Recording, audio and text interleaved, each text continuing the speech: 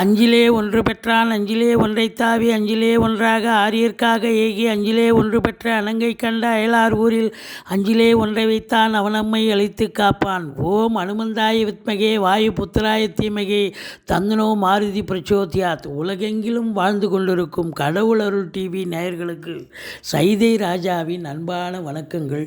நாம் இப்பொழுது இந்த எபிசோடில் வார ராசி பலன்கள் வாக்கிய பஞ்சாங்க அடிப்படையில் ஜனவரி 29 முதல் பிப்ரவரி 4ஆம் தேதி வரைக்கும் உள்ளடக்கிய நாட்களுக்கு கிரகங்கள் ஒவ்வொரு ராசிக்கும் எப்பேற்பட்ட பலன்களை வழங்கப் போகிறது என்பதை பார்க்கலாம் வாங்க. இந்த வாரம் முழுவதும் தேய்பிறை நாட்களே. விருச்சிக ராசி காலபுருஷனுக்கு 8வது ராசி.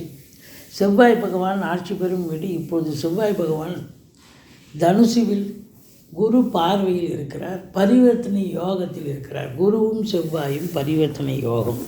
குரு பார்வை வேறு. அதே நேரத்தில் பார்த்திங்கன்னா இந்த ராசிநாதன் சிறப்பாக இருப்பது என்பது கௌரவம், புகழ், அந்தஸ்து, செல்வாக்கினை பெற்றுத்தரக்கூடிய அமைப்பு. விசாகம் 4ஆம் பாதம், அனுசம், கேட்டை நட்சத்திரம் உள்ளடக்கிய இந்த ராசி அன்பர்களுக்கு இந்த வாரம் எப்படி இருக்க போகுது அப்படின்னு பார்த்தீங்கன்னா ரொம்ப அற்புதமாக இருக்கும். ஃபர்ஸ்ட் ஆஃப் ஆல் ராசிநாதன் நல்ல நிலையில் இருக்கார்.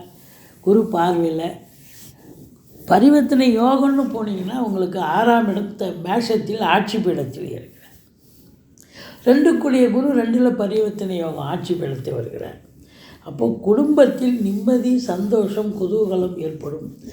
நீண்ட நாள் எண்ணங்கள், அபிலாஷைகள் நிறைவேறக்கூடிய ஒரு அமைப்பு நிச்சயமாக இருக்குது. உங்கள் சொல்லுக்கும் செயலுக்கும் மதிப்பு, மரியாதை கண்டிப்பாக ஏற்படும். வாக்கு சாதுரியமுடைய அதை வாக்கினை தொழிலாக கொண்டு செயல்படக்கூடிய அன்பர்கள், அதாவது ஜோதிட அறிஞர்கள், ஆசிரியர் பெருமக்கள், பேராசிரியர்கள், சொற்பொழிவாளர்கள், ஆன்மீக சொற்பொழிவாளர்கள், அரசியல் சொற்பொழிவாளர்கள், இவங்க யாராக இருந்தாலும் கூட தன்னுடைய நிலை உயரப் பெறுவார்கள். அதாவது நல்லா பேசி ரெகக்னேஷன், பாராட்டுதலை பெறக்கூடிய ஒரு அமைப்பு இருக்குது. ஃபினான்ஷியல் ரீதியாக சக்ஸஸ் அடையக்கூடிய அமைப்பு. பணம் பல வகையில் பையை நிரப்பக்கூடிய ஒரு காலகட்டம். அப்போது 10ஆம் இடத்தை குரு பார்க்கிறார். அப்போ தொழிலில் திருப்பு முனை ஏற்பட போகிறது.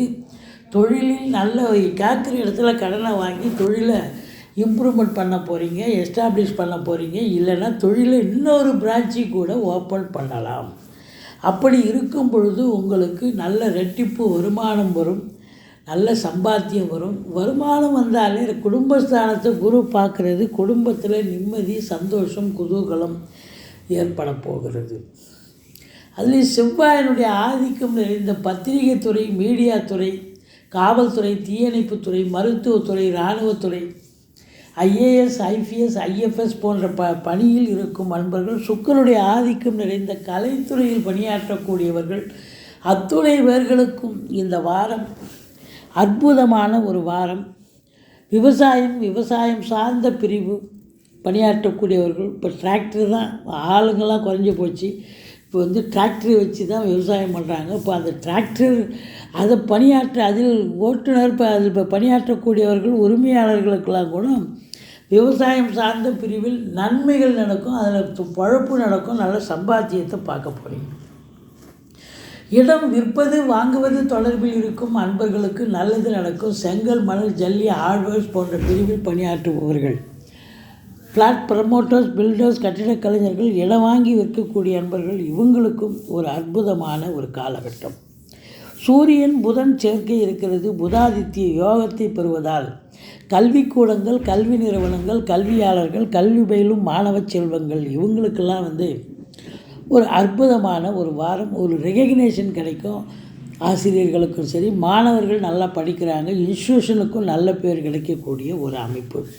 எடுக்கின்ற எந்த முயற்சி, அதாவது 10ஆம் இடத்து அதிபதி 3ஆம் இடத்தில் இருக்கிறார். இப்போ தொழில் ரீதியாக, உத்தியோக ரீதியாக நீங்கள் எடுக்கும் எந்த முயற்சியாக இருந்தாலும், இப்போ வேலைக்காக முயற்சி பண்ணுறீங்க, வேலை வாய்ப்பு கிடைக்கும். ட்ரான்ஸ்ஃபருக்கு ட்ரை பண்ணுறீங்க, ட்ரான்ஸ்ஃபர் கிடைக்கும்.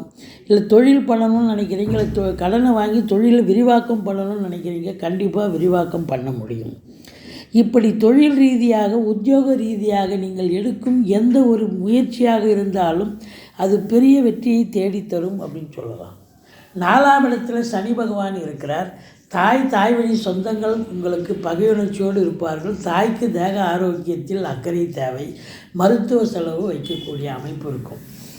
உங்களுக்கும் தேக ஆரோக்கியத்தில் அக்கறை தேவை. பிபி சுகர் எகிற வாய்ப்புகள் இருக்கிறது.